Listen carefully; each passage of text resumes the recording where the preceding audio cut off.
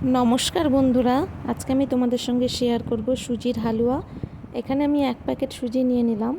এরপরে একটা কড়াই বসিয়ে দেব। কড়াইয়ে ঘি দিয়ে দেব। আমি পুরো সুজিটা ঘি দিয়ে আর দুধ দিয়েই বানাবো সুজির হালুয়া। এবারে আমি সুজি দিয়ে দেব। সুজি দেওয়ার পরে ভালো করে সুজিটা ভেজে নেব ঘিয়ের সঙ্গে, যেন ভাজতে ভাজতে লাল হয়ে যায়, সেইভাবেই ভাজবো। এরপরে সেন্টের জন্য একটা তেজপাতা দিয়ে দেব। তেজপাতা দেওয়ার পরে আরেকটু ভালো করে ভেজে নেব। এই সুজির হালুয়াটা কিন্তু বাচ্চারা খেতে খুব ভালোবাসে। বাচ্চাদের স্কুলের টিফিনে কিন্তু অবশ্যই দিতে পারো তোমরা। খুব টেস্টি একটা টিফিন। বড়দেরও দিতে পারো, বড়দেরও খুব ভালো লাগবে সুজির হালুয়াটা। এরপরে দিয়ে দেব দুধ।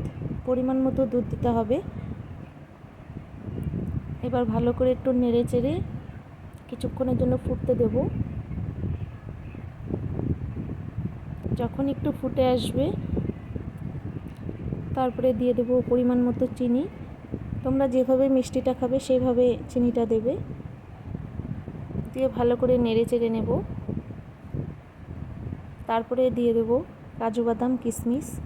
আমি কাজু বাদাম কিশমিশের পরিমাণটা একটু বেশিই দিলাম, যেহেতু হালুয়া বানাচ্ছি।